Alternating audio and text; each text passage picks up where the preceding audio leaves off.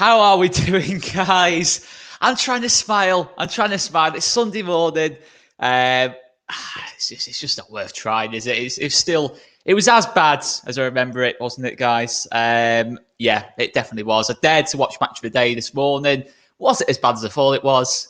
Yeah, it was pretty much.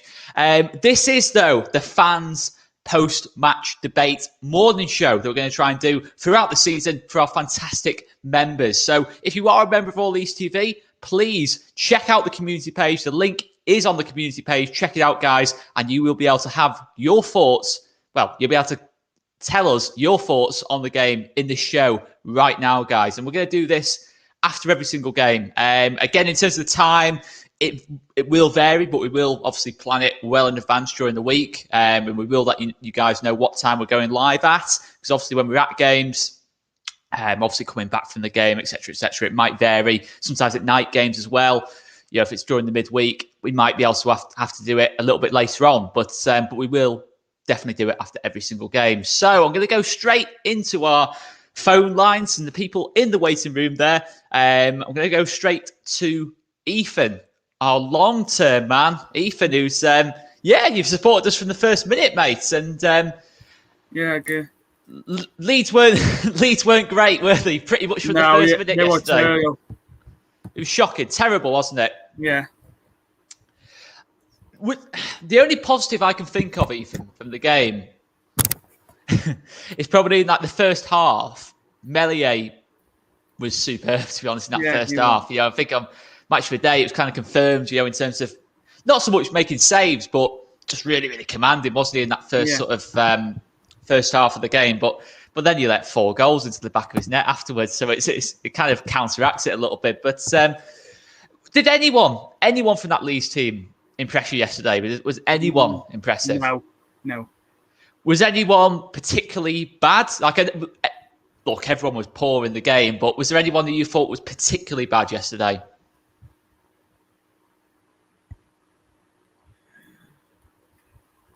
Koch? Robin Koch. Yeah.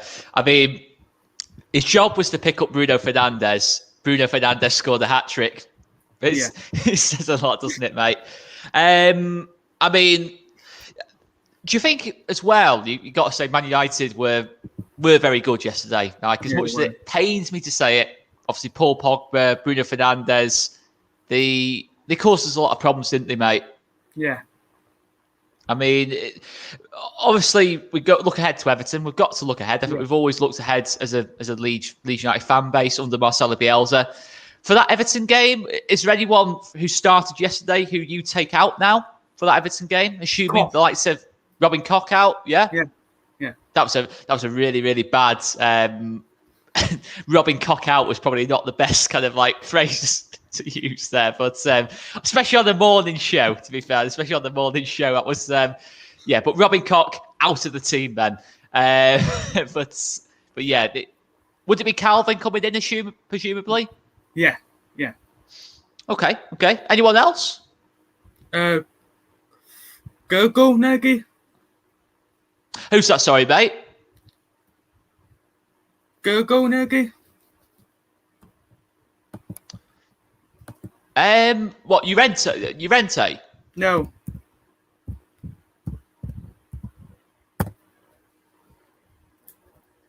Oh, Junior. Okay, so Junior Firpo to come back in as well. Yeah, I mean, that's Junior Firpo didn't have a great kind of debut, was he? His debuts go away at Old Trafford, coming on at half time, and then losing obviously 5-1. But guys, fantastic to see your comments in. A lot of you joining actually, which is obviously surprising. Sunday morning, absolutely fantastic to see. Thanks so much for your support, guys. I'm just going to go through a couple of comments as I talk to Ethan here.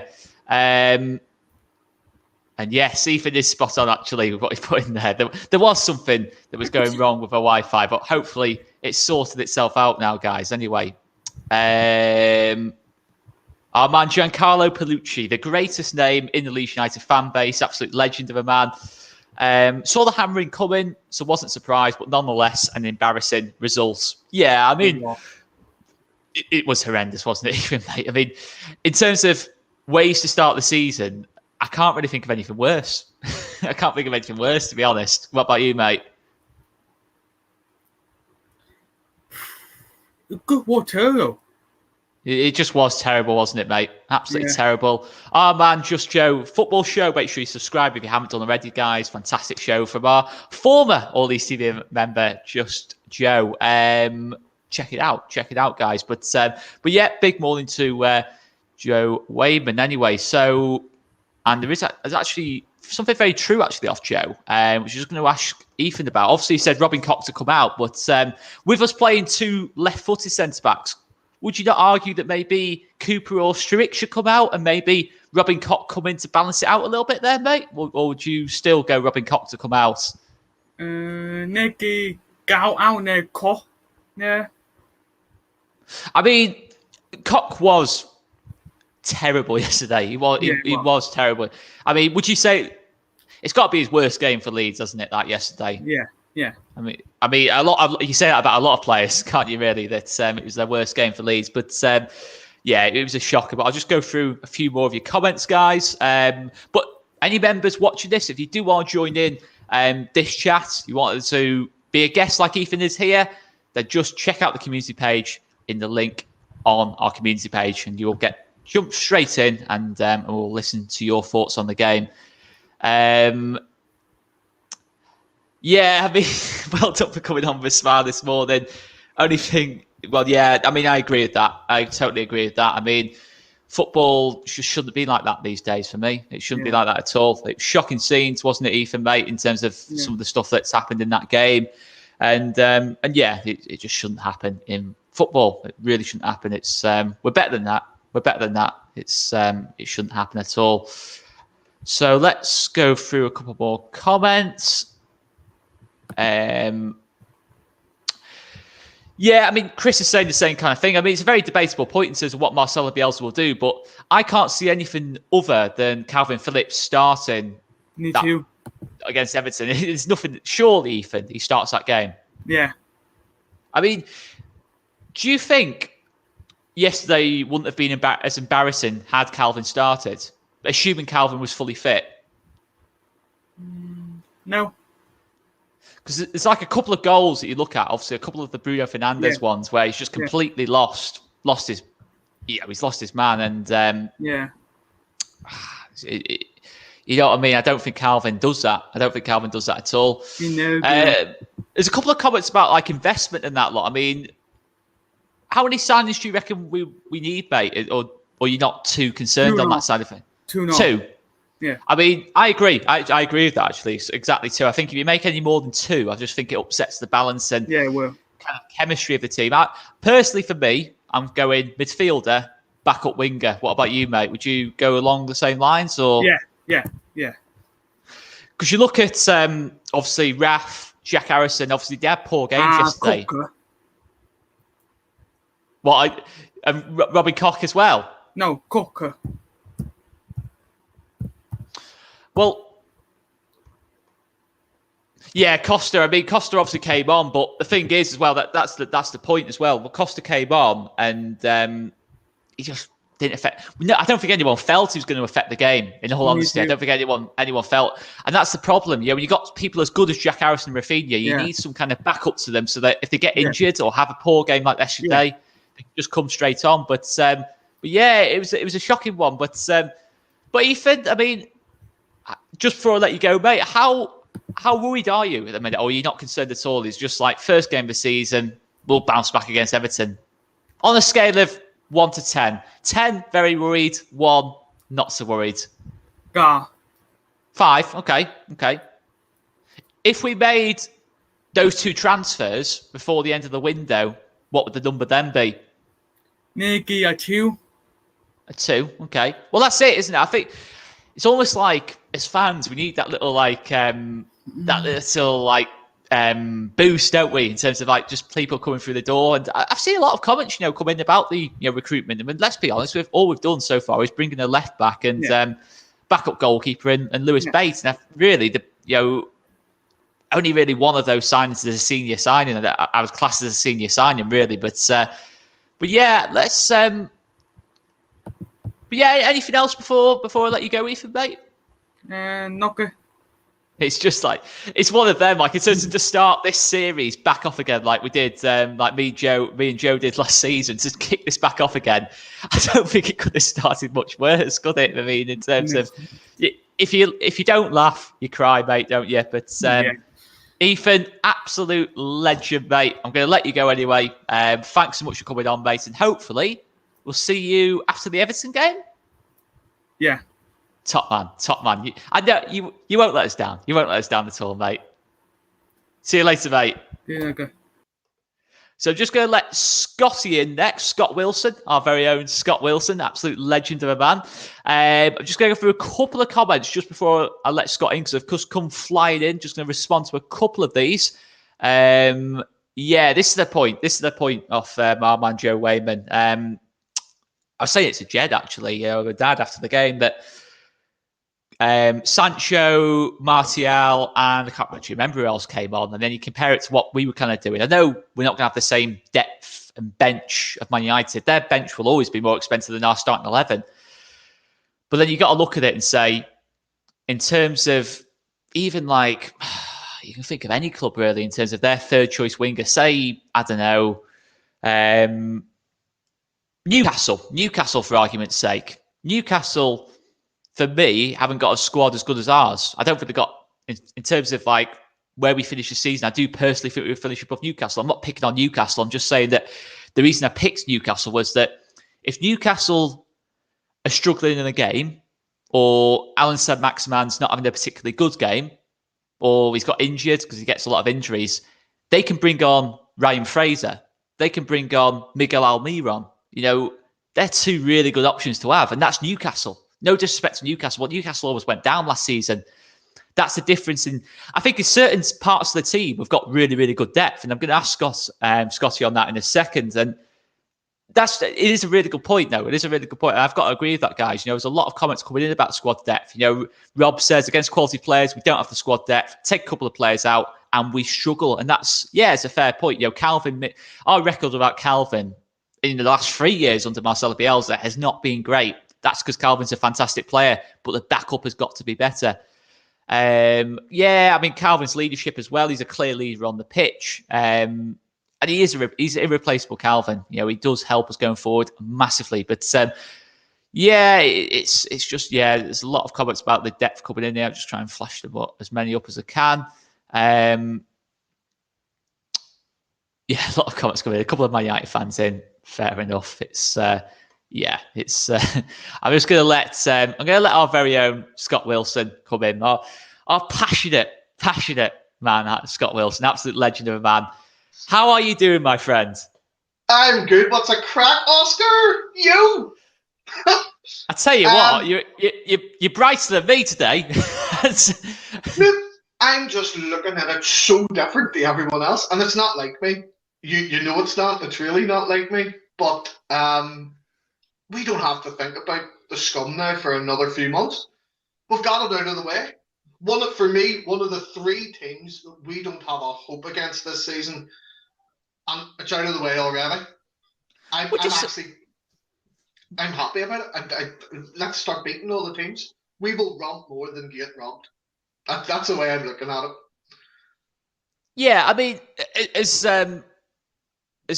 Blaine Louis says here, that the bottom line is we are 16 years behind, obviously Scum and that. Like, we can't catch up in 2 seasons. It's a long-term project, and there will be blips. And there is going to be blips. I mean, the thing is, Scott, we finished higher season upon season upon season, and I still think we can do that again this season. I think it's going to be very, very difficult, but I think we can. Under Marcelo Bielsa, Rafinha, Calvin Phillips, players like that, and the manager that we've got, anything's possible. I will say that much. Yeah. Maybe not a league title, but anything's possible at this stage. But when you say, well, that's it. You know what? I watched to go big. That to me yesterday showed that we're not ready for anything. I mean, I saw talk about the top 6 this season. We just haven't. You look at what Leicester are doing. Even Leicester, and they're only just finishing in the top 6, and then you obviously got your Tottenhams, and who might even improve this season. I don't see that happening. But if that is the case, why not go for the cups? Why not go for the cups this season? In that kind of sense. But the only thing I'm just going to pick on in terms of what you said there, Scott, was that We had no chance in the game. We did take a point off them at Ellen Road without the likes of Rafinha. But I mean, yeah. Do you not think even at 1-1 there was a? I felt at 1-1 I did not see coming what happened. At 1-0 I was thinking this could be a battering second half. This could turn into a 5-0, 6-0. But at 1-1 I thought the momentum's kind of totally changed here. We're starting to really get on top, and then one poor Pogba pass and it's all gone. I mean, I think we can compete against these teams. Personally, I do think we can, but do you not think at all? But before the game, I think it's that whole head and heart thing. It's that team you just don't want to get robbed by. Like, no matter what, they are a much, much, much better side than us. Just because we hate them doesn't mean they're rubbish, and they're not. They're far from it. And unfortunately, I'm surrounded by scum fans at work, my friends, my family, all a pile of scummers. And I've said them for a while now. With those two signings, Sancho and Varane, I think they are going to push and challenge for the title along with City and Chelsea. For me, those are the three teams that before a game, if you said take 1 point right now away to them, I'll take it. But as you said, see whenever Luke Ayling scored that absolute thunder of a goal, I thought, oh my God, we could actually, we could turn this around here. Because the first half, I don't think we were too bad. I don't think Man United were as good. And really, they should have been 3-0 up at half-time for their quality and the chances they had. Unfortunately, none of us were at it yesterday. But what Scum done yesterday was as soon as we equalised, they replied. Yeah. And then to give it another reply to it, and it was just, as soon as it went 3, it was like something just clicked on us and we couldn't get the ball. There was no effort. Every time we had the ball, we passed it back to them. Rafinha couldn't cross his legs. It was just a bad start to the season. But that's a game that I would like to get that out of the way early. Really? Yeah. For me, Scum, Chelsea Scum, and City, for me, are going to be the three big teams challenging to win the league. And I honestly, hand on heart, don't see us beating them in their own turf this season. We might get a miracle of a result against City again at their ground. But whenever Scum come to Elland Road, we'll be a different side again.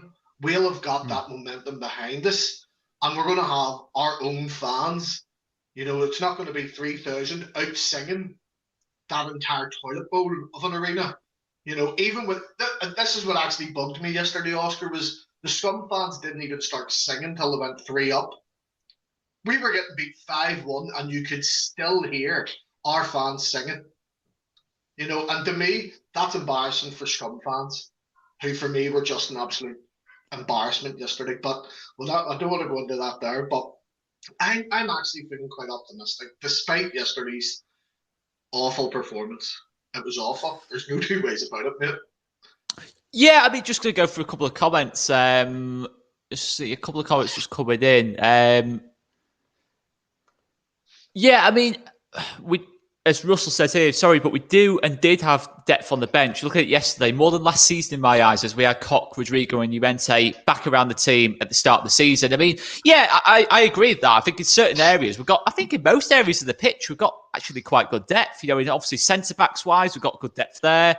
In terms of options, up top, in terms of Bamford, Rodrigo, fantastic. I mean, Rodrigo for me starts up top for any team outside that, top 10 for me. I think he's got the quality to start for anyone like that. He showed it at the end of the season, but a couple of nice comments coming in here. Look, Dan, mate, we try and stay level-headed. It was a good performance from Man United. It was a terrible performance from Leeds United, but much appreciated that, mate. Anyway, let's go through a couple more comments. I mean, it's you just got to stay level-headed about it, though. It's one game, 37 to go. Social media until next week. Until next week, then. Right, then I will permit a meltdown then. But the social media meltdown from many of our fans yesterday was laughable. Like, as I said, we were playing a team that has spent years building, and they're worth what, 2-3 billion. Yeah. We can't. On paper, we can't compete with that. And if we don't show up, that's what happens. That as you said yesterday, Beelzebub giveth and taketh away, and yesterday it tooketh. Yeah. Yeah, it did. There'll be other results this season. I mean, a couple of comments came in after I said about us that we can compete with the big teams this season. I'm not saying that. I personally don't think we can. A big welcome to John, by the way. John, I will let you get you in as soon as possible, mate. But big up, John. Big up, John. Yeah, I mean, you look at it though, there will be other games like that this season. I reckon City away, Liverpool away, teams like that. There's a good chance we will lose that game heavily. But I still think there'll be times this season where we really click into gear and we might even get a result against these teams, because we went unbeaten pretty much against that group of teams at the back end of the season. So we can do it. But I think obviously all of them teams have strengthened themselves, haven't they, really? In terms of, you look at the recruitment they've done, they've all made at least one big sign. If it's not Lukaku, it's Varane. It's that's different level to what we can do. That's these teams are buying players in their peak. We can't do that. We can't afford to do that. Rafinha in his peak, unfortunately, I don't think we'll be able to keep at this football club. If I'm being totally honest, I think I've kind of made peace with that. I think being realistic, that could be the case. But I mean, if he plays like he did yesterday, then he'll be starting. He'll be on the bench for Costa if he carries on like that. But Scott, I mean, team selection was quite a hot topic of debate. For me, I've not criticised Bielsa too much on that, because we don't know about what Firpo's fitness situation was. Obviously, didn't play a lot of pre-season. Calvin, I'm going to make the guess that Calvin was just there if it was like half an hour to go and it was like we were 1-up or something, or 1-0 down to change the game. But I think at 3-1, 4-1, I just don't think we want to risk him. But what did you make to it? I mean, two left-footed centre-backs I don't personally like. I don't like the balance of it. But what did you make of that team selection? Strange, because obviously Koch had done so well at the back end of last season in place of Calvin. And I don't know, I just thought if he was going to go with Koch, Struijk and Cooper starting, well, surely Struijk's going to be in CDM and Koch at right centre-back. That's the way I thought it was going to go. But, whenever we played Scum at Elland Road, Calvin Phillips had Fernandes in his back pocket. And I think Koch had maybe one good challenge on Fernandes that entire match in the first half. And then it was just, he just couldn't. I think he's the first person to handle our Koch well, pun intended, look at the wee smirk. But I just... It's not as bad as mine wasn't even intended at the start. No, I thought... in pure dad joke mode. But for me, it's the Rodrigo selection. I keep saying this. Rodrigo is so much better as an impact substitution. So much better. I would rather see Dallas and Click in the centre mid, have Firpo with the left back. It tightens it up, doesn't it? Yeah, 100%. I find Dallas more reliable. There's too many times I watch, see when Rodrigo, like, he misses a pass or he's too slow off the mark sometimes. He just he drops the head for a second before just going at it. You don't get that with Dallas and Click. Sometimes I find Click can be a bit slow, but his work rate is good. And that's what we need in that centre of midfield. And I think Click and Dallas would work better there. And have Rodrigo come on for the last 30 minutes to knock in a hat-trick. Yeah. I mean, the thing is about Rodrigo for me, I don't know if you agree with this, mate. He's a centre-forward for me. I think he's a centre-forward. I think it's going to take a bit more time to develop him into a midfielder. I think, look, you put anyone there. You can put Sergio Aguero in that position. He won't be as good. He won't be as good because his game's totally different. He's not. It's totally different playing from striker to midfield. But it's almost like Bielsa's trying to teach Rodrigo on the job kind of thing. It says how to play the position. Obviously, he's had some good games there. I'll give him that. But I think in a game like Man United away, first game of the season, I just want to not so much park the bus. I don't think Dallas and Click's parking the bus. Click created some lovely openings in that first sort of 20, 30 minutes, to be fair to him. And Dallas can score a goal. Dallas 8 goals last season. There's goals in Dallas's game in that position. But I mean, what about the substitutions? Obviously, do you think there's a problem with depth at this moment in time? For me, we're lacking depth in the midfield. And I suppose you could argue that really our only out-and-out striker is Bamford, because that's the only one that Bielsa sort of sees there. Because he can't from the start, kind of thing. Yeah, well, that's it. And he's always swapping Rodrigo and Roberts about. So it's like each player's got their own designated role, and unfortunately, we're lacking in the midfield. Defensively, I honestly think we're fine with players there. I actually thought Cooper was okay for a bit yesterday. And I've been one of the ones leading the charge saying pick Strike over Cooper. But I actually thought Cooper was probably the best of a bad bunch in defence yesterday. That leadership is something that I remember whenever we were in the championship.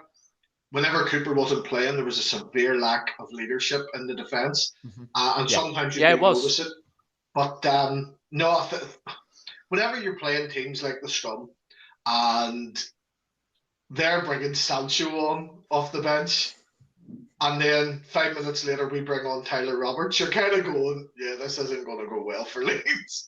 But I agree. I totally agree with that. I mean, I think whenever you play anyone like the top 6, it's always going to be like that. But when the gap is that kind of big, I actually really like Tyler. I mean, obviously, me and you have had lots of discussions about Tyler Roberts in the past, and I still do really believe in Tyler. But I don't think in that situation it's the best situation to bring him on. But we had no choice. There was no other option. The other option was Adam Forshaw, who's not played a senior professional game of football in almost 2 years. So, and that was on the bench, and that player was on the bench yesterday. I like Adam Forshaw, but that's the kind of idea. It's not desperation so much, but it's just like that's the option we had kind of thing. But I think Giancarlo's hit the nail on the head there. It's the quality we lack.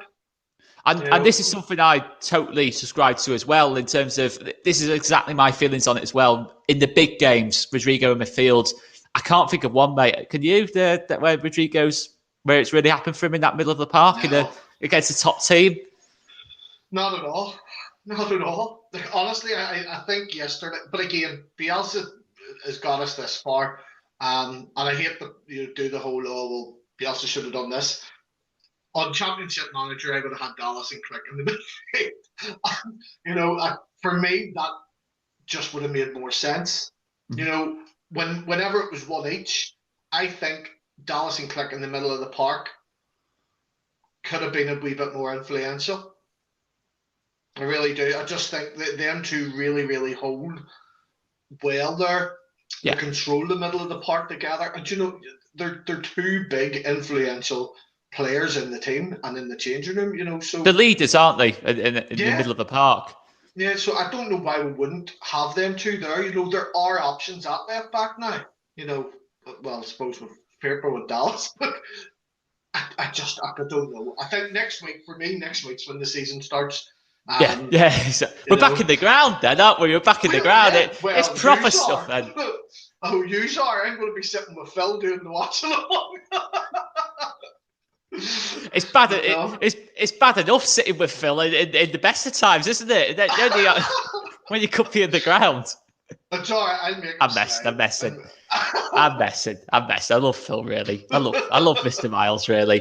But yeah, in fact, mate, let's talk a little bit about next week, just before I let John come into the chat.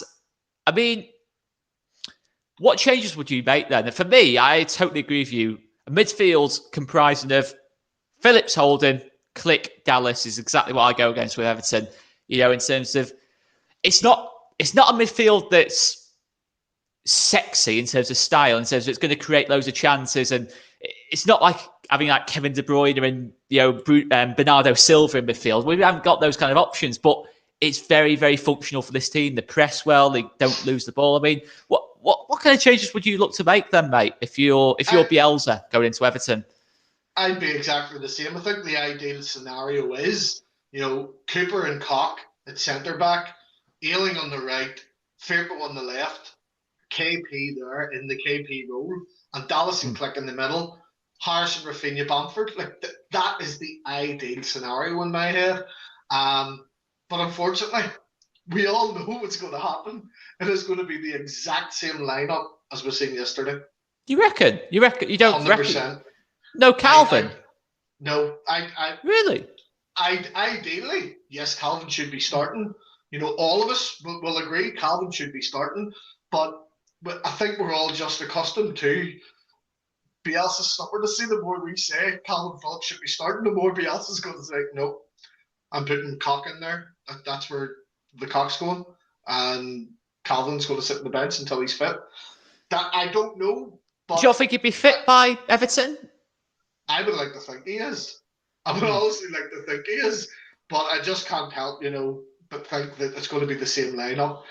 But as I said, I'm with you. The ideal scenario is Calvin Phillips in there, Dallas and Click in the middle, and Firpo at left back. That's for me. That's the ideal situation. Once Llorente's back, we're obviously going to see Llorente and Cooper at centre back. But if Cock starts putting it out, but like putting out the performances, Llorente could struggle to get back in. But I think that I love Cock and I love Strike. And I do. Oh my god! I don't need this anymore. You can't stop. You can't stop now. He's got a real momentum now.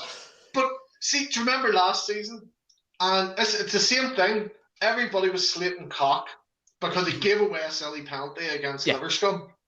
That was and the Fulham game. The Fulham game as well, like a week after. Yeah, but Llorente done it as well. Llorente gave away a penalty whenever he was playing. And then, a couple of games later, they're playing fantastic. After Scum beat us last year, was 6 games unbeaten and 4 clean sheets. I don't know. But I would like to see the ideal situation against Everton. Everton had a good win yesterday. It took them a while to get into the game. Doucouré's goal. Did you see the Doucouré goal? Yeah, it was fantastic. And even when Calvert-Lewin diving down to the ground like that, that's not something I can see Paddy Bamford doing.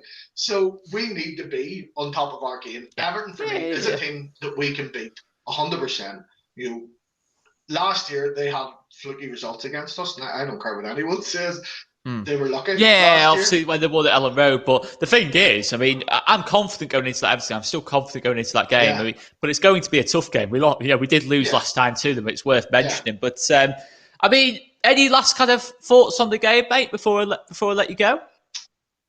We need to just write it off and move on. That's a team that for me, that's the ones that I said are going to win the league this year. I've said it for a while. I said if they sign Sancho and if they sign Varane, that's it. That's the missing pieces to their puzzle. And I think, unfortunately, they are good enough now to win. However, if Man City sign Harry Kane, that's a different ball game then, isn't it? Well, that's it. That shows the gap, though. It does show the gap that in terms of, obviously, I'm not... there's been talk of us possibly pushing for, it seems laughable now, obviously, after what happened yesterday, but there was talk at the start of the season, we can push into the Europa League, we can push into Europe. Who knows? That could still happen, but there's a big gap in terms of quality, experience, and players being at the peak and that lot. You've just said then, City signing Harry Kane and that lot. It's a different world almost. In terms of the gap between. I think even that it's almost like the big four now, isn't it? I class Tottenham and Arsenal as being out of it now. I think they're closer Arsenal to us. Struggle. But they're closer. Are going to struggle. Yeah, that's why it's still open. There's the top 4 will be what we're all expecting for me. Well, I think it'll be City, Chelsea, Scum, and Leicester. Oh, you think Leicester? Okay. Leicester. Yeah, I don't. Everyone's banging on about Liverpool again, but I don't think Liverpool are as good as a lot of people think they are. They're really not. For me, they're a team that I think we could beat this year, 100%. Well, we played them in a few weeks. Easy win. Yeah. There we go. 3 points. Done. Just let's hope that's not the first 3 points of the season anyway. But Scott, God, no. no, Yes. I don't know why I said that. Scott, absolute legend, mate. Absolute legend. Yes, Mucker. Yes, I'll see you again. Are you having a couple of pints in the old back of bar tonight? No, the back of bar is gone, mate. It's You got. Yeah, I know the wife channel's said- gone, but what's happened to? Hang on, bar's because I'll gone? show you. Cause That's heartbreaking. I'm sitting in my back of hall. That's But, heartbreaking stuff. That just when I thought it couldn't get worse, you've now know. knocked down the back of bar. Yep. Aw. Gone. It's. I'm now just growing fruit and veg. Because the wife said it was. What can we call it now instead? What can you call it now instead? It's just the backyard beer garden. That's it. Yeah. Yes, because look, I still have the bar still up in the corner there. Where There is you it? go. There. Just a wee There bit you go. there. Anyway, mate, I'll let you go. Hope you have a couple of nice beers at the back of bar beer garden today. Yes. Anyway, mate. I'll see you later. Anyway, man. Yes, all the best. So I'm just going to let in an absolute legend, another absolute legend, John from the New York Whites. I'm trying to think what time it'll be in New York. John, Hey. absolute fair play. Absolutely love this, mate. What time's it in New York? Yeah, we're dealing with 5:42 a.m., boys. I was going to say, I was thinking 20 to 7, but it's 20 to 6 in New York. You know I love it. that. You know Absolute. Right. Comments, guys. Look at this, the commitment of John. Look at this, the commitment. I remember last time I spoke to you, you'd cycled like 20 miles to get to somewhere to come on board. Absolutely superb, mate. You know it, man. Mate. No, well, For, first of all, I just got to say, Scotty came with such heat. I agreed with everything he said until the end. I will bet any amount of money Liverpool finishes ahead of Leicester. You're totally wrong about that, Scotty. Love you, but that. I don't think that's possible. I think Leicester overachieved last year. And I actually would love to start, if you don't mind, with a bit like general picture. The big takeaway from yesterday's game for me, and I don't know what you think about this, I think we have to root for Man City this year. I think we as a Leeds fan base, we have to suck it up and say, Grealish, we've all had our beef with Grealish. I might just get a haircut like him and just get a full-on Grealish fanboy. We just got to accept it because United are going to be real title contenders, and we can't let that happen. I mean, to be fair, Jack Grealish, I would go for the Jack Grealish haircut, but I've not got the hairline or the hair thickness to do it. I've not. I've just got to accept it. I just look ridiculous if I tried it. But if it was a bit thicker, then I would 100% be going with that headband and a lot, the works. But it's quite something now. We're rooting for the other Manchester club, but no, it's true. It's true. They're going to be in a title race. Chelsea are going to be so. It's probably the best of like a really, really bad selection kind of thing. Listen, they're against everything that we stand for as Leeds fans, and they epitomize modern football in all the worst ways. But Man United, I mean, everything about yesterday, the hatred of Man United was reinvigorated. Not that we needed it, but aren't they the most unlikable team ever? Well, I mean, in terms of the game, mate, I guess my first big thing I wanted to say was just I feel like yesterday, more than any other game under Bielsa, really epitomized how focusing too much on individual players is a fool's errand. Like it isn't cock this, Cooper that, strike this. I think parsing the difference between them is not helpful. I think it was a real team problem yesterday. Like I really feel like we got outplayed as a unit on a macro level, and I don't think it's right. Obviously, having KP back will make all the difference in the world. But I think like there's a macro issue there, whether it's with long balls, whether it's with not turning, because we won possession. You know what I mean? And how many chances did we have other than the goal? Like Rafinha's, right? And that was it. Yeah, exactly. So this is an issue that we will dominate possession and not really have any chances to show for it.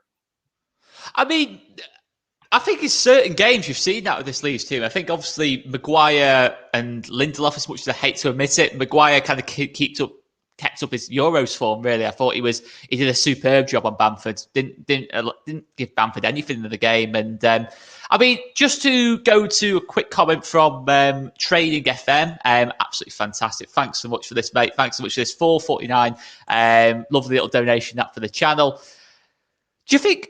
I don't know how much of this you've seen, John, but I've been probably have been a little bit critical on Robin Koch in terms of the way he played, just because he's not Calvin Phillips. But I do still like Robin Koch, but not as a holding midfielder. What was your thoughts on Robin Koch? I think what we've seen from KP is like no one else in the world can do that. So I think it's really unfair. Like maybe Conte can do it. Like, literally, maybe Conte or like Busquets. He's better than Kante, though. He's better than Kante.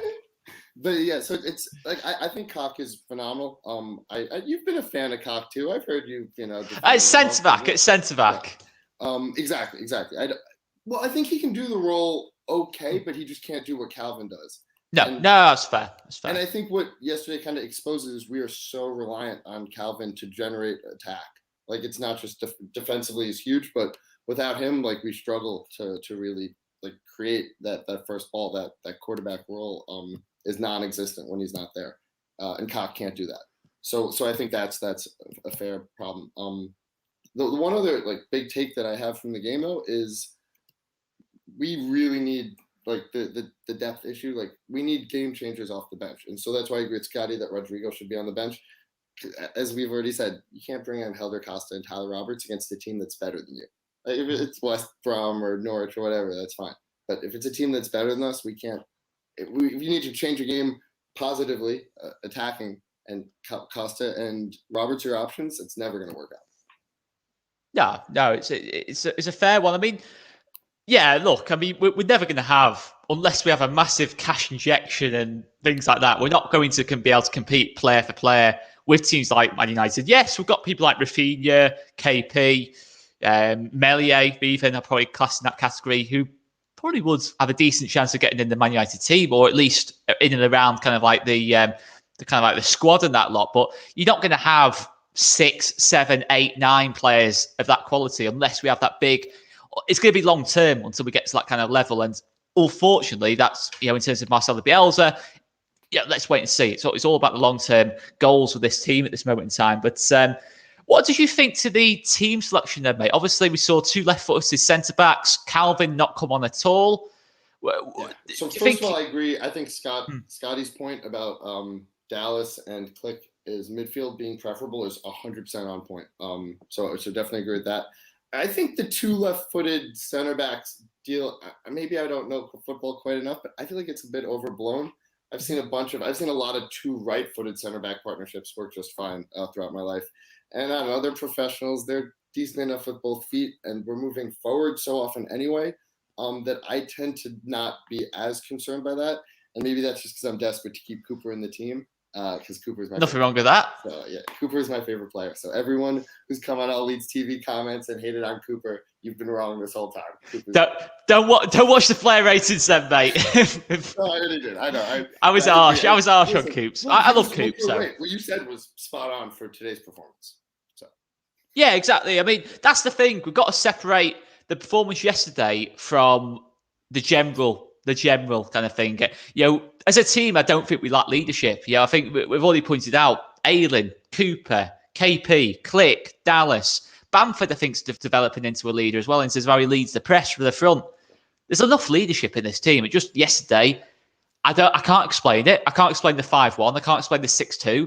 I can't explain certain. Even you go back to a couple of other results under Bielsa, and we lost at home to Wigan. In that lot. There's certain things you can't explain, like why it all fell to pieces, but it did. That's the reality. But I've no doubt against Everton.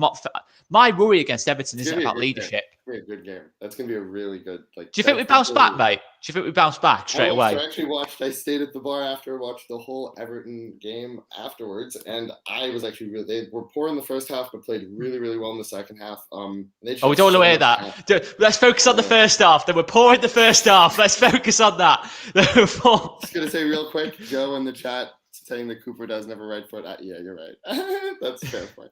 He should be left, then so Short can be the right side, is I guess my point on that. I think the Everton game will be like 1-1 or 2-1 in either direction, and I think it'll be a really enjoyable one for the neutral.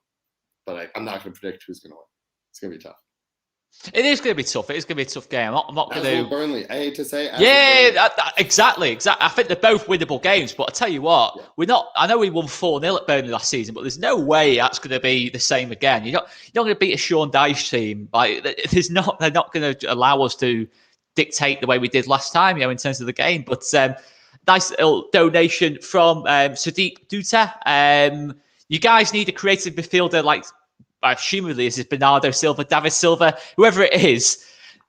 I mean, I would love that. I would love Bernardo Silva. I'm not gonna lie, and his game time might be a bit limited at City, so he might fancy it. He might fancy that low move to Leeds, but it's not until we get a lot more established, even like a Leicester. Even Leicester, I don't think will get someone like Bernardo Silva, but. We're a long, long way off that, but yeah, wow, that'd be a bit good. Maybe David Silva a little bit realistic, but I'd take either of them, to be honest, mate. I'd take either of them. I think it's a good point that he makes stylistically. Yeah, of course. Not that quality. A creator. Never replaced Pablo. There's a friend of mine who says we still haven't replaced Samu Saiz, which isn't totally wrong. No, it's not. It's not. It's there's no one in this. There's been no one since Samu Saiz left the club who could do what Samu Saiz did, and. Look, we have improved since Samu Saiz left, but that's not necessarily because of that. It's just we've found another way of playing. But it's true. It is true. In terms of the whole balance of the midfield, there isn't a Samu Saiz in there. And maybe that's what, maybe that's what we need. I mean, in terms of looking forward now, mate, obviously there's just over 2 weeks left of the transfer window. Is there anything specific you want to happen? I mean, how many signings would you like to see? So if Rodrigo is going to be okay on the bench as Bamford's backup, I almost said backups Bamford, as Bamford's backup, then I don't think we need a striker. Otherwise, I think we very much do need a striker. The Tyler point from before, I just don't think he can change a game in that position. And then, backup winger. I want Somerville to be that backup winger. So I'm not going to say we need a backup winger. I'll say another center mid. No, exactly. Somerville, Bielsa would know better than I really about is Somerville first team ready. I mean, my gut feeling says that Bielsa thinks he's not first team ready at all. And so if that's the case, then a backup winger for sure. Yeah, exactly that. I mean, we are really struggling in that department. Whenever we're struggling in the game, I'm not looking at any of those wingers outside of Harrison and Rafinha and thinking they can step up. And I just don't see it, mate. I know it's harsh, but I just don't see it, mate. I don't see it at this moment in time. Yeah, to be totally honest. To be that guy. I feel like he's a really likable kid and he has a good attitude and he has that little special something. But I don't think it's happening really with Poveda at this level right now. I would send him out on loan. Honestly, I would say you loan out Poveda, bring in a backup winger. Now that I'm thinking aloud. No, exactly, mate. I mean, it's hard, isn't it? I mean, would you have Somerville ahead of the other two? I mean, I'd have rather have brought Somerville on, yesterday. I mean, at least it gives us a little bit of excitement. Watch training. I would pay fuck going to a game. I want to watch training and see Somerville in training and see Shackleton in training and see. I'm blanking on the Wigan striker's name now. Joe Gelhardt. Joe Gelhardt, yeah. Because it's so hard to really know if these people can compete, if they're really at the level to compete against men in the first team in the Premier League. But if they are, I want to see them. Well, we're going to get a chance to see them in a couple of weeks, aren't we? In terms of against Crewe, in terms of in the cup. I mean, I had a little discussion with Scotty about that in terms of the cup. In fact, I remember now. Oh, we won't talk about the cup. I mean, any other thoughts on the game, mate? Is there anything else that concerns you from that? I don't want to be that guy who says, we should be happy with 17th, but, maybe a 12th through 14th result wouldn't be a catastrophe that some folks might think it is. I'll end with that. Okay. I mean, yeah, it's hard, isn't it? I mean, Scott even said that he doesn't think Bielsa will make any changes. Could you see that being the case? I think so I live in, specifically the area I live in is Washington Heights, which is 90% Dominican. So I'm going to say my boy, Junior Firpo, K gets on the pitch. I agree. Yeah. I think he's been great, by the way.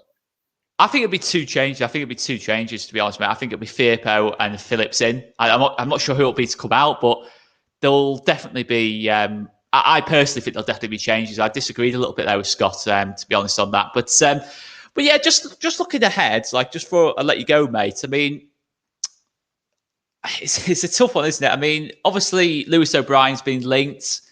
There's been a few mentions of Noah Lang, a couple of mentions of Ryan Kent in recent weeks. I mean, are these the type of names that get you excited? I'm so happy you asked that question. So I love Scottish football, and I think Kent is not the answer. Like, he just has this attitude. Okay. I've watched a lot of Rangers, and he just has this. First of all, he's very selfish. You can just tell he's a very selfish player. Which, I mean, I know that's good in a footballer sometimes, but I don't think he would fit in with the Leeds ethos whatsoever. He's just always whining at referees. I really don't want Kent. I think we should try to get that Danish kid whose name I'm blanking on. Damsgaard. Yeah, Damsgaard. He looks incredible. So even though I forgot his name, I would say Damsgaard would be who I think we should try to get. I mean, yeah, of course, thing with Damsgaard as well. I think he could play more centrally as well myself. I think he could play more centrally if needs be. It's so it's definitely an option in that sense. But expensive though. I think the fact he scored that goal against England massively. I know. It massively. It's probably tripled his value. That goal against England. I got one more. Jordan Pickford's cost us there. Though. One more Scottish tip. I think Celtic striker Odsonne Edouard would be a phenomenal backup. I don't think the price. Brighton's been linked, but it hasn't really been happening yet. So I could see him fitting in quite well on the Bielsa team if he just worked hard, and I think he'd be inspired to under Bielsa.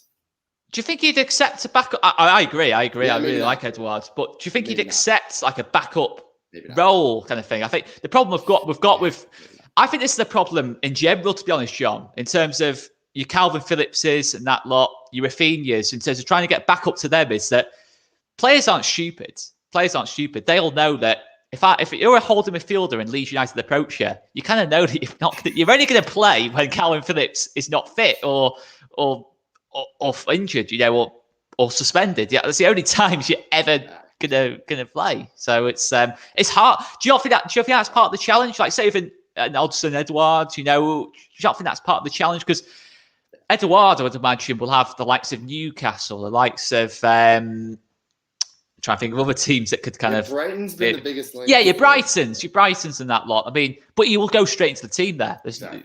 That's the challenge, isn't it? And do you think that might be part of the reason why business has been a little bit slower? It's trying to attract these players. I got one. Let's say this. I got a Patriots thing here. I don't know if you could see the way the Patriots do that is they have this coach Bill Belichick who people want to play for the coach, and so, or at least they did historically, maybe not anymore. So I just feel like that's got to be the Bielsa appeal. Or we have to capitalize on the Bielsa appeal to get an ambitious young man to accept a backup role. And that's a hard thing to do. You pay them enough money, they see themselves as having a path if they work hard, and you can lure someone in. But you're right. It's a really tough dilemma that there's no right answer to, which is why I think we've had players like Tyler Roberts stay there because he's totally cool being a backup because he's not good enough to be a starter. So. No, exactly. I mean, with the players that are already there, I think they just enjoy it. That sounds like a really bad way of putting it, but I just think they just genuinely enjoy being part of it. You know what I mean? I think they're hoping that in the future they can kick on and do a Pascal Struijk and do a Ilan Meslier and eventually get themselves into the team. But obviously, as each year kind of passes and each kind of game passes that they're not getting into the team or affecting the game, it becomes less and less likely, doesn't it? Really, but yeah, I mean, if you could sign one player, then. Keep it realistic. Obviously, Messi's just gone to PSG, but one player you can sign. Who are you going for? Okay, keep it a realistic. I keep giving you Scottish, but that's my favorite. No worries, so no worries. Say a player on St. Johnston named Ali McCann. You heard of that? He's gonna blow up in the next few years. They just played Galatasaray in the Europa qualification. So of course I watched the whole game, rooting so hard for St. Johnston. Got dominated as you'd expect. But McCann stood out as okay. Well, they got a result away, didn't they? St. Johnston. I remember that. They did. That's to be fair for Scottish football. That's pretty amazing. That Thank you for saying that. I really appreciate that. But not to be disrespectful to Scottish football, do you think he can make the one player? To be honest, who I'll be honest, I don't watch a lot of Scottish football unless I quite like watching Rangers though. I quite like watching Rangers under Gerrard. I do quite like watching them. Glenn Kamara was someone I quite like in terms of Finland and that lot. He's a player I look at and think, he's so composed and that lot. I think, I tell you what, he could play just in front of Calvin kind of thing, or we could play instead of Calvin when Calvin's not injured. For me, I would be that would be someone who I do really like. But I think he's got a lot of teams after him, hasn't he? Yeah, but we haven't spent that much money. I know we got Firpo, but we should be able to make an investment or two, and that's a smart one. So I love that job. So Damsgaard or Kamara, either one for me. Damsgaard. But that's the problem. He was probably only worth about $5 million before the Euros, and then Jordan Pickford then leaves like 2/3 of his goal open, and he's like quadrupled his value, kind of thing. Tottenham, I think, have been linked to Damsgaard, so there's a lot of teams. I mean, it's that appeal of the old Europa Conference. It's a big appeal, that, isn't it? Europa Conference League. It's one more player that's popping in my head that I could just see really fitting in a Bielsa team is Saul on Atletico Madrid, or at least he was on Atletico recently. It's possible he's gone somewhere else in the last window or two. Liverpool, I think. But really? Oh, he went to Liverpool? Oh my god. Well, I think he's been linked very closely. I'm not really sure what's going on there. But I thought it's perfect in a Bielsa system, though. He fits it. But personally, I think Saul, I totally agree. I love the Spanish football, and Saul I really do like. But I've also seen Messi over Ronaldo, by the way. So yes, John, John. You know it, man. You know it. It's that's it. That's the one. I should leave on that note before I screw it. Leave on that note. That's the one victory we take over Man United today. But any other last thoughts before we let you go, mate? Come on, City. Again, I'm gonna watch City Tottenham today. I never root for Man City, but it's making me uncomfortable, mate. I'm not gonna lie, it's making me uncomfortable. But I understand. I understand why. Thank you. But but yeah, mate, get some sleep anyway. It's 20-6. What are you doing? I'm Aberdeen Wraith Rovers in an hour. So yes, man. Yes, I love that. It's but hopefully see you next week, mate. I'll try. We'll see. This might be a rare appearance, to be honest. See you later, mate. Anyway, I'll let you go. So, guys, got a very familiar face here about to join us. Celebrity now. He was. Wow. Mr. Joe Wayman, talk to us about yesterday. I mean, it was probably is it a bittersweet day for you yesterday then? Yeah, of course. Yeah, of course. It was it was a great experience, but people don't need to hear that right now. Obviously, the result was your celebration, though, mate. Your celebration was it's a niner. Is it the only way you beat it is just the full-on knee slides? Yeah. I was so gutted that he didn't get his hair out, right? I even said it. No. I was doing this. Mate, let down on that in that sense. But do you know what as well? And I think I heard someone say this, and there is something in that. It's like the occasion of the goal got too much for them. Like, we know Ayling's pretty, like, we can always remember, right? He said he's really tight with Tyler, played Liverpool, he megged Mane, he's going to the bench. Did you see that, Tyler? Did you see that? There's a clip after we'd scored where he was doing something similar to the bench. Now, I'm not having a go at him for that, but it's like, yo, let's get back focused, because within 5 minutes we were 3-1 down, bro. Within 12 we were 4-1 down. So I'm reading too much into that. I think you're most vulnerable when you've just scored, aren't you? Really, you know what I mean? And I mean, look, Bruno Fernandes was on fire. Of course, Robin Koch made his job easy for him. And you know, a lot of people were saying, "Oh, Ayling had a good game," but I think they're getting shrouded by the fact that he scored a goal, because let's not forget, Pogba did all his work from that left-hand side. Yeah. But he couldn't pick him up. No. I mean, Ayling didn't know whether to stick with him out wide, whatever, because Pogba on paper was left wing, but he was kind of like, he was everywhere, wasn't he? He didn't really have a position, really. He was just drifting everywhere. It was like Ayling didn't know, should I follow him all the way in? Yeah. Should I stay? Yeah. And then you got the problem with Luke. We all know how good Luke Shaw is. Luke Shaw is we've got to be honest, he's a phenomenal left back. He's up there for me amongst the best, in terms of what you can do. And you got him running. How many times in that first half did you see Pogba drift inside, Shaw, bang? He's just gone, and Ayling's in between. He's stuck in between the two. It's. I mean, I thought Pogba was best player on the pitch, to be honest. I think obviously Fernandes will pick up the headlines, but he produced moments, Pogba, where I think on a lot of the goals where you say, that's the difference in the quality. There's nothing you can do about that. When you only flick that ball around the corner into Fernandez, what can you do about that? You know what I mean? And I think as well, like you said, the first one, like I think Scott McTominay plays it in first time, bang, into Bruno, great touch, great finish. I think the Greenwood one, like that's inch perfect, bro. Yeah. That is inch perfect. Like when it went round, you're thinking, no, he's not. He's getting there. And we know how good Greenwood is as a finisher. I think Ollie's on record as saying he's the best finisher at the club. And I just knew when he went through, and they've got some finishers, you know what I mean? So that's high praise indeed. And when he went through, I just knew this is going in the back of the net, and he hit it the only place that it could go in. Do you know what I mean? But this is what we're up against, and I come back to depth, and I'll keep mentioning it. When we're not for Leeds United to get a result against a Manchester United at Old Trafford, we need all our players fit, first of all, and we need them all to be 8, 9s, 10s out of 10s. Yesterday, we had an unfit squad, we had square pegs in round holes, and we had performances 5 and below. So we were never, and I hate to do this, but on my mind the day before, I'd said if Cup starts, we lose the game. And I know that's harsh, but I'm not having a go at Koch because he's better than Strauch in the DM. But when you're up against Bruno Fernandes, Paul Pogba, etc., it's always going to be tough, mate. Yeah, no, totally. I mean, so in terms of the KP thing, I mean, the only difficulty I have with KP is that I'm assuming he's either not fully fit or nowhere near fully fit. I don't know, but then why would you have him on the bench kind of thing? It just seemed it did seem a bit odd to me, that one, but... Yeah, do you know what as well, though? I was talking to KG about this because I didn't even realise till afterwards that Forshaw was on the bench and people maybe there was a case of bringing him on. But then I look back to the fact that we're now allowed 9 substitutes. Yeah, the league says you can have 9 substitutes.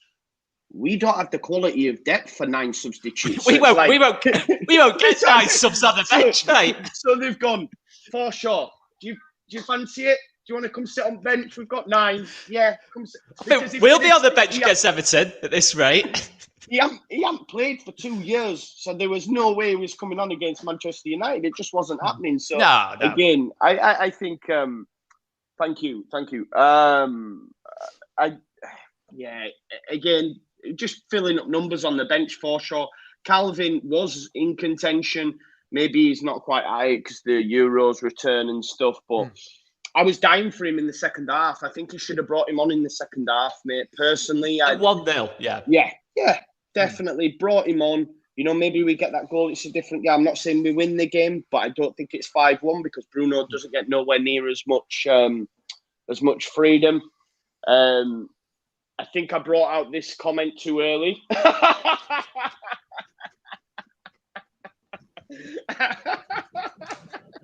I might have to retire it. I'm joking. I love it, man.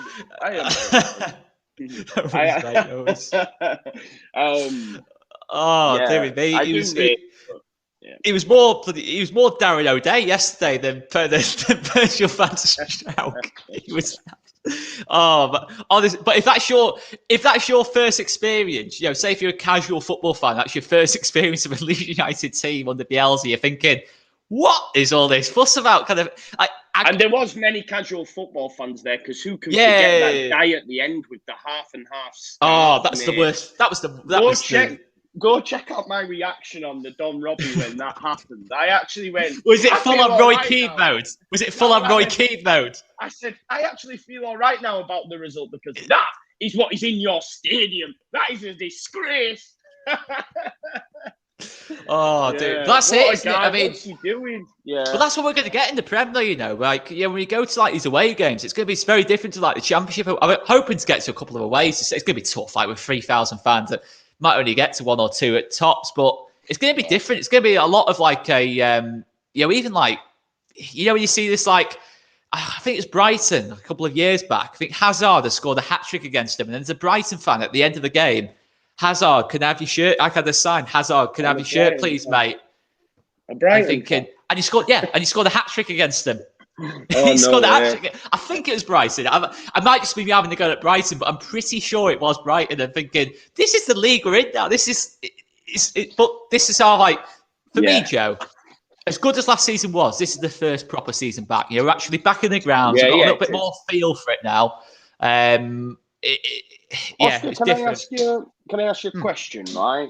Yeah. This is probably the first time in a post-match presser that I totally disagreed with Bielsa. He said we were better than the first game. No, we weren't. He said Koch was good. No, he wasn't. And I was a bit like, I don't know where this is coming from. He said, what got me was he was committed, determined. I don't want that.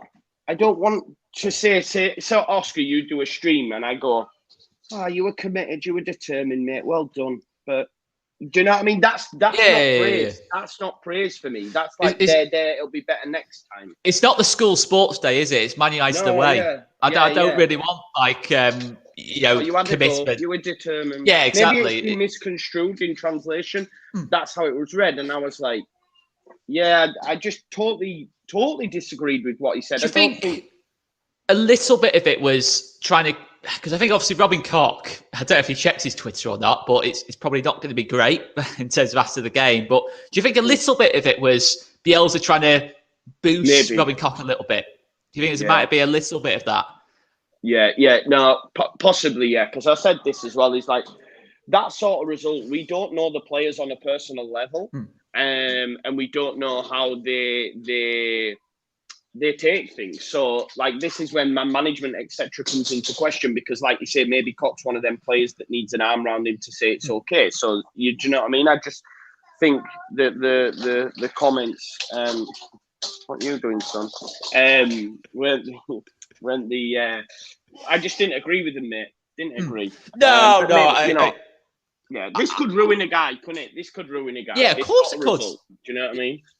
Because that'll be his first game in front of fans, won't it? That I think. Yeah, definitely. Because he didn't play he didn't play that West Brom game, did he? So that's not a great first experience in front of the fans. But Keeley said in the comments, Bielsa isn't going to dig anyone out publicly. No, I understand that, but he would also not say that he had a good game. No, yeah, exactly that. I mean? It's always in between, isn't it? Yeah. If someone's been poor, he would just brush it off. Like he was asked about Paveda in the pre-match and just didn't answer the question, just moved on. And I think he said he had a good game in a roundabout way. And I'm not expecting him to say, yes, he was rubbish. Do you know what I mean? The player that he might got a hat trick, but I just didn't agree that he had a good game. I don't, because I don't think he. However, I don't want him dropped out of the side. What I would like to see happen is to him going at right-sided centre backs. We know Llorente's still out. Keep Cooper at left side. Get Firpo in. Get Calvin in.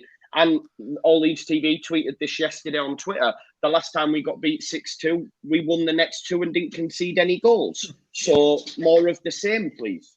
Yeah, exactly. I mean. It's two winnable games for me, Everton and Burnley. They're not going to be easy games. They're not going to be they're not going to be easy at all. And obviously, it's Liverpool after that, I think. So, I think obviously next week, I think if it was bad now, if next week we didn't win the game, I can imagine panic stations are going to set in. They're going to set in. I think everyone's going to lose their heads if we don't win next week. 100%, mate. The thing is, the rhetoric is second season syndrome from outside. Yeah. From inside, if we were to lose again, it would be we need more players. And I'm not about demanding for signings, Oscar, but we do need bodies in there. It's a fact. I mean, KG made this point actually. I think it was yesterday. He said about swapping Costa for Kent, which I think is an absolutely superb shot. Because Helder Costa, for me, under someone like Steven Gerrard for the best team in the SPL in Scotland, I think he would really thrive in Scotland. To be honest, I think he'd really thrive in that situation. And I think a Kent. I mean, you can say what you want about obviously Ryan Kent. Obviously, John's has been critical of Ryan Kent there, and fair enough. I've not seen a lot of Ryan Kent, but he must still be a better option to bring on than Paveda, Costa. In that situation, and even if it's a small investment, it's worth doing for me. And I actually think there's a good chance because Rangers have missed out on the Champions League that Kent might fancy it. Yeah, 100%. I think Kent said Kent was on record as saying that to play in the Champions League is one of the reasons in a roundabout way still there and wants to test himself at the highest level. They've now not made the Champions League. So what's the next step for him? It's back to the Premier League and English football because it is a higher level. I think Steven Gerrard's come out and said he's well aware that they will need to move players on now. They are a recycling club, he called it, in the door, out the door. So it's there to be had. We won't get close to the 20 million they want. I think Costa is a good mate weight. Whether or not Steven Gerrard would want to take him is a totally different matter. And I found it really strange that he followed Valencia. Like, that's just random as all. Like, maybe I'm reading too much into it, but I just don't get that because they were the club that were linked. I think something's happened with Poveda, genuinely, because he's dropped well down the pecking order. And when Bielsa was asked about him, he didn't answer it. Why was that? Do you know what I mean? Because Poveda's actually... He's been on the weights, Poveda, in the summer. He looked. I'm not saying he had a good pre-season, but he looked bigger, kind of thing. He looked hard as a brush off the ball. Like KJ mentioned this, he said if you remember when Ben Rama did his holiday video with the watch and that, and it sort of put Leeds off. Remember that the reaction to that? I just remember the top reaction was that. So if we sign this player, that's it. I'm cutting the season card up and all this sort of thing. Well, KJ made the point that maybe the club didn't take too fondly to Poveda out in Jamaica, whining out and stuff. Do you know what I mean? I don't know. Certain videos, I don't think will have impressed Marcelo Bielsa so much. Yeah, so you just don't look. Maybe I'm massively reading into it, but I just don't understand where he's gone. Like, has he stopped working in training? Has there been an attitude issue? Has he not come back in the shape he should have? Although he's put on beef, we don't know. But what we do know is that he's dropped off the face of the earth. It was quite funny actually yesterday when we brought, and I hate to do it, but when we brought Costa on the pitch, it was funny. And for them saying Kent's not good enough, sorry, my little man's just playing with his toys in the background. For them that say Kent isn't good enough, they're so wrong. They're so wrong. Like, what really frustrates me is like, because we're a Premier League club now, when a player you don't have to agree might not fit, but to say he's not good enough, I don't agree with. I think we need to get out of that elitist mentality of we need to do better than someone from the Championship. We need to do better from someone from Scotland. Like, what? Because I don't get it. We don't have the money to spend massive money. I think Kent would be a great signing because we need someone to come in who, yes, will be a second option, but they need to push them.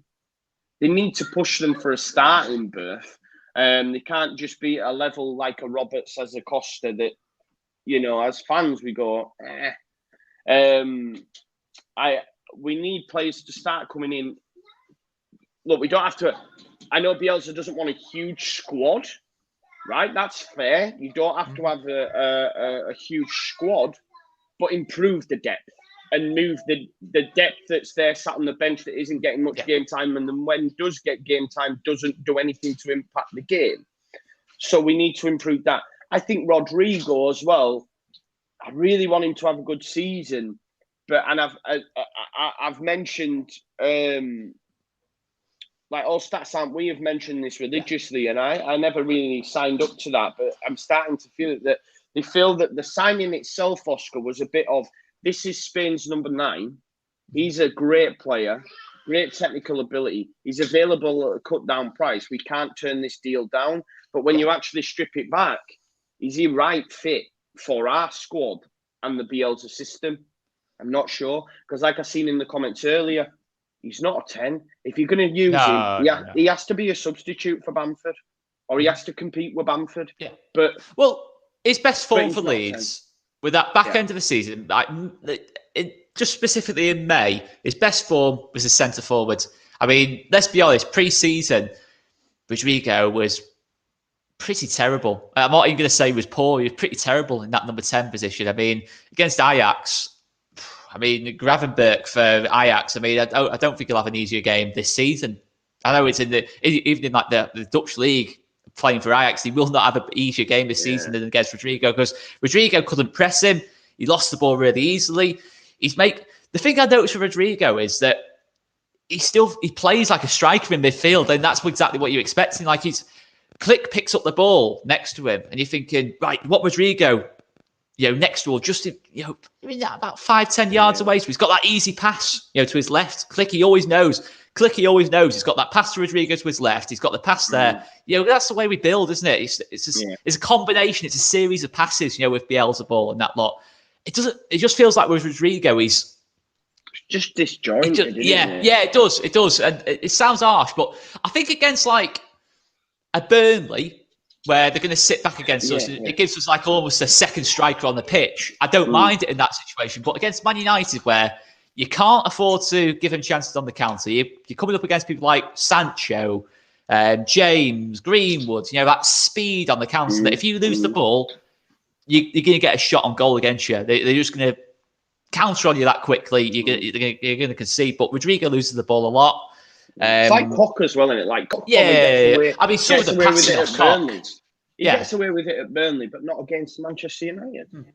That's it, isn't it? I mean, there's nothing wrong with saying that. It's like, listen, Mourinho, when he was at his peak, used to drop certain players for like certain games and that, like, say, you're too much of a liability for this game. I don't want you in this game. You're great against Sunderland at home or Newcastle at home, but I'm not having you at Man United away. And that's what some of the managers do. They do that. You know what I mean? It's I was really surprised. In terms of certain things yesterday. It was just everything about us. Even like we even lost on XG, mate. We even lost the game on XG. That's how bad it was. It's I mean, it was horrible, weren't it, mate? Yeah, it was.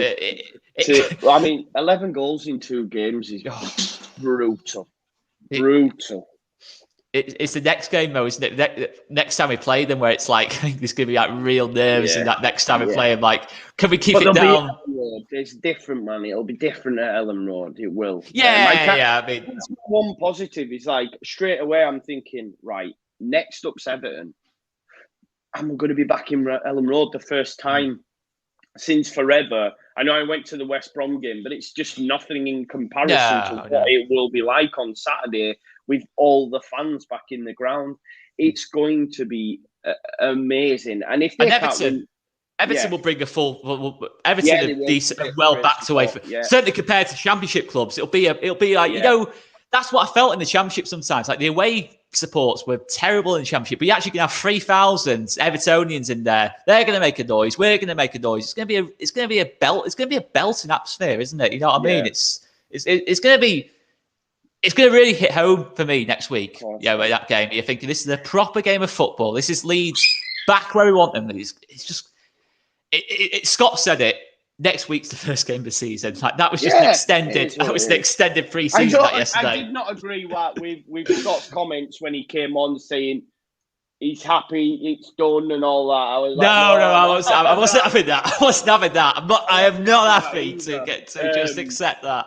Yeah, I wasn't having that, and I think a lot will be made about the Ellen Road support over the course of the season. They won't know what's hit them next week. No. I'm a bit disappointed. The first game's not on TV. I guess we get the 3:00 kickoff, which is nice, but I would have thought the first game back at Ellen Road would have been on the box just because the atmosphere is going to be out of this world. I can't wait for that, and I take confidence that the next 2 games, after we got beat 6-2, we went on 2-game winning run and didn't concede any goals. I expect Firpo to start. I expect Calvin back in there and Koch and Cooper at centre-back. And we're going to get a proper look at Koch at centre-back. Because I feel still, as a Leeds United fan, we've not seen that. Llorente's proved he is the number 1 spot. He is our best centre-back, I believe. But we've not really seen Robin Koch have a long run at the right side of centre-back. So what's to say he gets in there alongside Cooper, they strike up a great partnership, and then it's a struggle for Llorente to get back in. And that's what we need in all the positions, Oscar. This is what I'm saying about depth. Centre-back, we have depth. Anywhere else on the pitch, we don't. It's limited, that's isn't the worry. It? Yeah, centre-mid, we definitely need one in the door. Wingers, can you imagine, Leeds fans? I know if Rafinha got injured, we're turning to Helder Costa for 20 games. This is it, Rafinha. Rafinha is one of those players, like, I'm not comparing Rafinha to Neymar or Messi, but he's going to get a lot of challenges this season. He's going to get hit quite a lot this season by left backs. They're going to think, let's try and hit him early in that lot. And Rafinha will stand up to it, but he's a skillful players like Rafinha, Grealish, Neymar, they're going to get a lot of impacts. And there's going to be maybe an impact injury. You've got to think of it like that and think, someone might absolutely smash him in one game and he might be out for the season. We've got to think like that now. When you've got players like that, and you've got to have that backup. For me, you've got to have that backup. Yeah, can you just Mauer X? Depressing listening to some fans after a defeat just shows a lack of confidence in Bielsa and the lads. Right, okay. I am full of confidence in Bielsa and the lads. Am I depressed about the result? Yes. What's wrong with that, Mauer? What do you want me to do? Sit here, not even 24 hours. It's not even been 24 hours, by the way, since we were battered 5-1 away from home in the opening day of the season against our worst rival. Do you want me to be happy about that? Yeah, but it wasn't 6 this time, mate. Yeah, it wasn't 6. If you do, then it ain't going to happen. Because guess what? I'm not happy. The weekend's ruined. That's why I wanted to come in. It's a bit of therapy. It's chat with friends. I did the same. But don't tell me, because I'm depressed or down after a result, I lack confidence in the team. That's BS. That is BS because these guys will tell you I am very confident when it comes to predicting Leeds United results. If anything, I am the total flip side of lacking confidence in this team. We're unbeaten in like 4 years with your predictions, aren't we? This is what I'm saying. I was going to do a league prediction over the 38 games. If I do that, Leeds win the league by about 30 points because we don't lose a game. I said yesterday on TV, like not TV, but on the doctor, we would win the game 2-1. I ended up with egg on my face. Do you know what I mean? I'm not going to... But don't say I lack confidence because do I think, and I said this, we will beat Everton and we will beat Burnley. I do believe that. But at the same time, am I depressed about yesterday's result? Yes. Am I allowed to be? Yes. Am I allowed to voice my concerns about that? I can't come away from a game of football and say, he was shit. But I can't say that because I've got to show confidence. So go, do you know what, Robin Koch? You were brilliant. Do you know what, Rodrigo? You were brilliant. They weren't. And that's the whole point of this. If we were to just come on and sit here and go, nothing matters because we're still confident, then what's the point in this? Totally. I mean, I don't know. Like, normally, if Leeds lose a game, I normally get over it quite quickly and just say, you know what, we've always bounced back onto Bielsa. But it's probably the first time, probably since the 6-2, where genuinely the whole weekend's just genuinely been ruined. Like, it's genuinely thinking, I think all I've watched was just the last 20 minutes of Norwich-Liverpool, just to see if Liverpool could get us off the bottom of the table. Can they get the fourth? Get the fourth, lads. Get the fourth. I won't lie. I did watch. I did watch a bit of match day before I went to bed. I didn't. I'd seen Watford. Obviously, I went on Talk Sport as well. I was on the train on the way home, and I got a text saying, "Would you come on the?" Everywhere, aren't you? Yeah, exactly, yeah. Your phone contact book. Dear me. I got no right. It said. Would you come on? What's it called? The show after the final? I can't remember. With Faker Rubbers. I can't remember. Anyway. I know what you mean, though. Would you come on with Faker Rubbers and Gabby Agbonlahor? So straight away, I checked the result because I didn't know at the time. Because as you imagine, I'm fuming. I don't want to know any result. And I seen they'd been beat 3-2 by Watford. So I went, yeah, I'll come on. If they'd have won, game over. And then when she came on, she went, when you got beat, Gabby Agbonlahor actually text Faye and said, I'm going to absolutely give it the Leeds on. Well, obviously they lost, so he couldn't. So I put him in the bin. To be honest, though, mate, I would be more worried if we'd lost that Watford game than yesterday because Man United will beat a lot of teams 5-1 or 5-1, 4-0. Man United are going to push for the title this season. They are probably, I hate to say it, but they're probably at their best by a mile since Ferguson left. That's the best I've seen that team. It's the best squad they've had. Look at the options and they've got Varane. They've got Varane to come in, man. That's it. Do you know what I mean? It's scary. It is quite scary that they could actually genuinely win the title. Who's their worst attacker, right? Their worst attacker on a level is Dan James. Mm-hmm. Leeds United would take Dan James in a heartbeat. Yeah. Bielsa and Orta, if he came available at a cheap price, would take him in a heartbeat. And he's Manchester United's worst attacker. Worst. And we would take him and he would improve our squad. He would. Yeah, I know people don't want to hear it, but it would improve the squad. Whereas, they've got Martial, Greenwood, crazy. It's crazy, man. It's crazy. Sancho. Rashford's come back as well. You know what I mean? It's yesterday. Oh my God. You know what I mean? After that chant as well, the Rashford and Sancho one, he'd be well up for it, wouldn't he? After that, you know what I mean? It's but yeah, mate. Just before I finish, just one last thought of that. Obviously we talked about people like Lewis O'Brien. Obviously some of the names being linked, Ryan Kent and that lot. I just think after that result now, in terms of making a signing between now and Everton, it's going to be very difficult because knowing what the fan base can be like on Twitter, very difficult making that signing now because they're going to say, oh, you know what it's going to be like? The comments would be like, say if we signed Lewis O'Brien tomorrow, the comments would be like, oh, that's all right. We've got Lewis, the sarcastic comments like, oh, that's all right. We've got Lewis. He'll change. I even saw a little bit of that yesterday, in terms of, oh, we have Lewis O'Brien missing. So of course we lost 5-1. I've got that.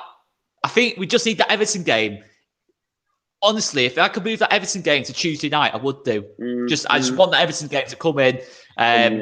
It's one of them. You just want to get it done. You just want to get that game and then just get the fans back up again. Yeah, I think, I agree with you, mate. I think even when Lewis O'Brien comes in, there'll be certain sections of the fan base that will be underwhelmed because it's Lewis O'Brien from Huddersfield and he's not good enough because he's a championship player.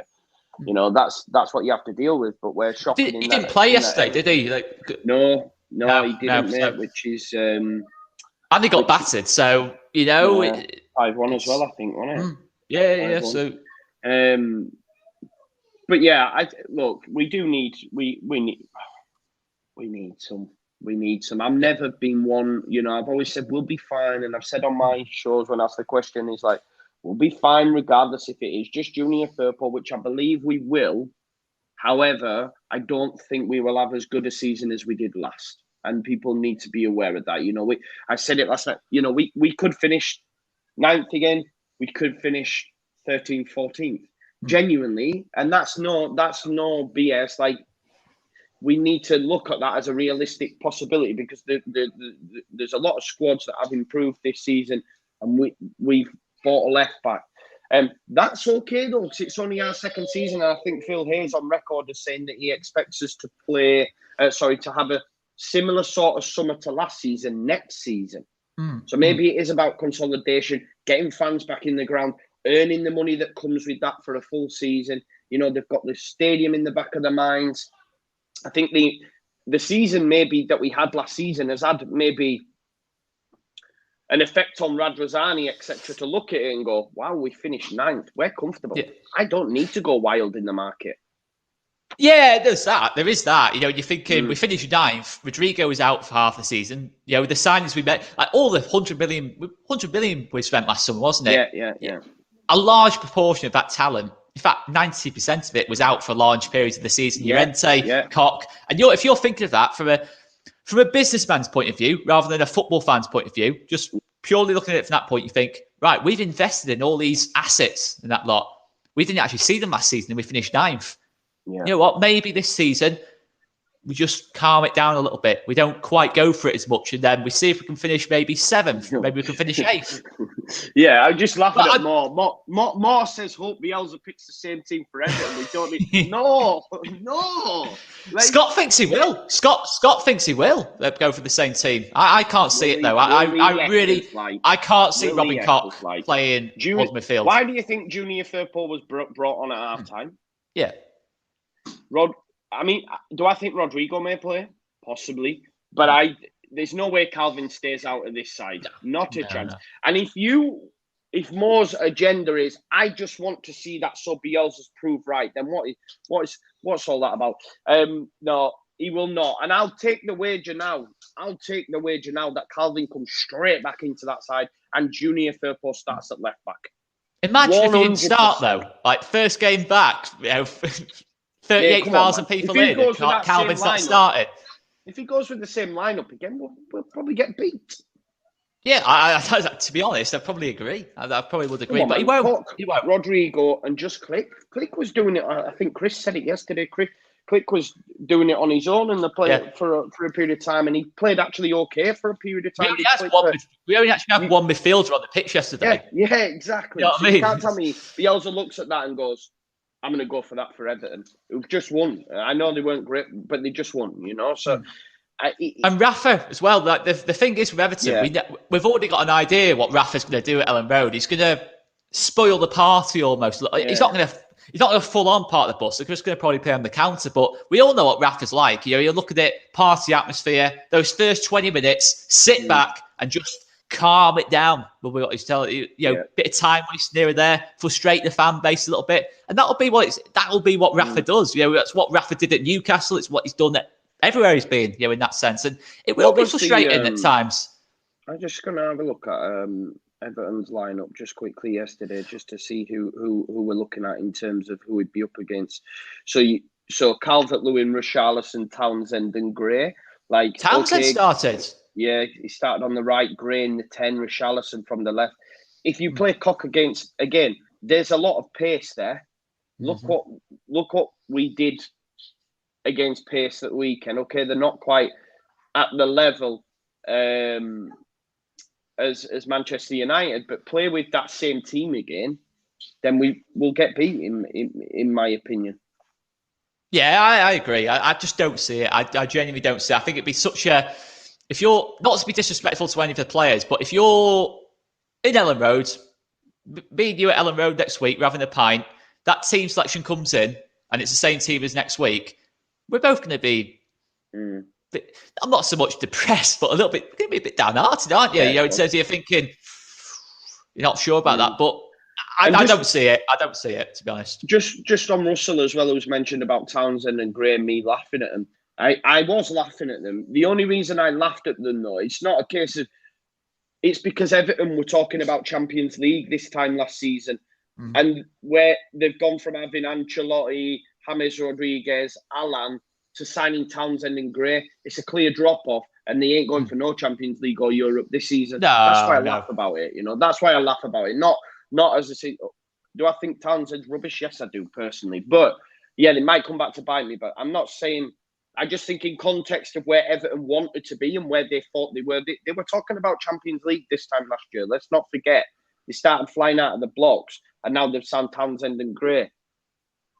It's not Champions League worthy, is it? No chance. There's only 5 teams up for the Champions League this year. It's the 4 we've already mentioned, and possibly Leicester. Maybe it's very unlikely if Tottenham somehow keep Kane. Maybe and Nuno does well, but it's going to be those. It's going to be that top 5 will be the top 5 for me. I'd be stunned if it's anything other than that. To be honest, at this moment in time, I mean, people were talking about Villa and that as well, and it's I think.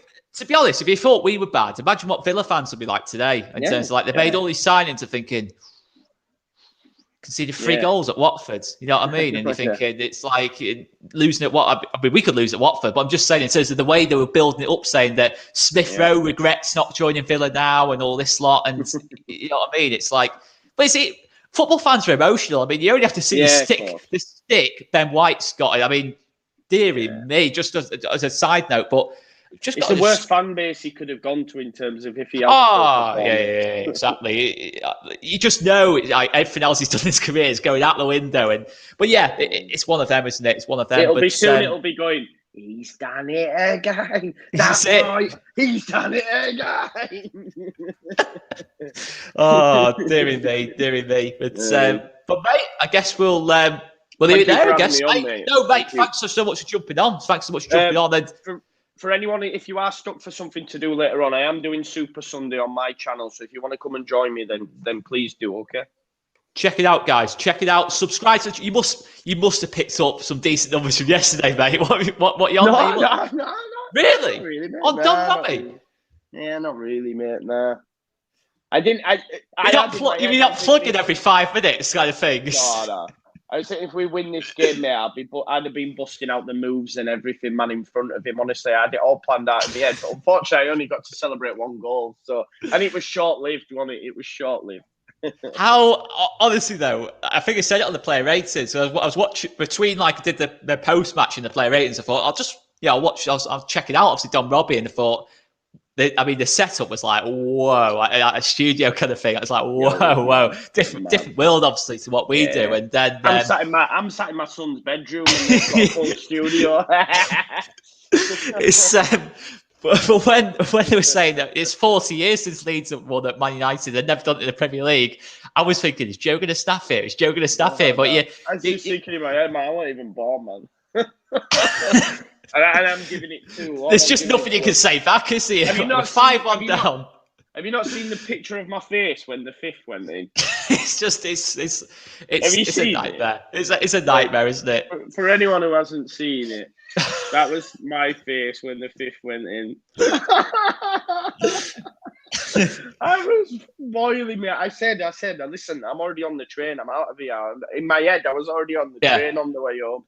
I was just thinking that at 5, I mean, I even joked to Rhiannon and Chris yesterday at 5-1. I was thinking this could get really bad now. This could. I thought it was going to be. When Sancho's warming up at 5-1 down, and Martial's coming on, you're thinking, do you want to maybe finish this stream now before it gets to 7? But the thing was, as the goals were going in, it was getting pretty horrible to be honest, because the numbers were going up and up and up and up and up in terms of people coming in. You think it was just Man United fans streaming in and thinking, "Oh no, this is a nightmare." They were on the. I thought we were getting clips on Jack as well. I said to Chris and Rhiannon, as soon as we finished, I said, we're 100% getting clips up here on Twitter. 100%, after each goal went in. But you know what? It was almost like that Tom and Jerry episode where they just kind of like took pity on the fact they scored 11 goals in 2 years against us. I think after last time, they just thought, nah, we'll leave it this time. But anyway, guys, sub to the Just Joe channel. I'm sure you will have already done anyway. But get Joe on that road to 6K. 6K, yeah? Get him on that road to 6K. Check out his content today. And please like and subscribe on this channel if you haven't done already. And we will see you later, guys. See you later.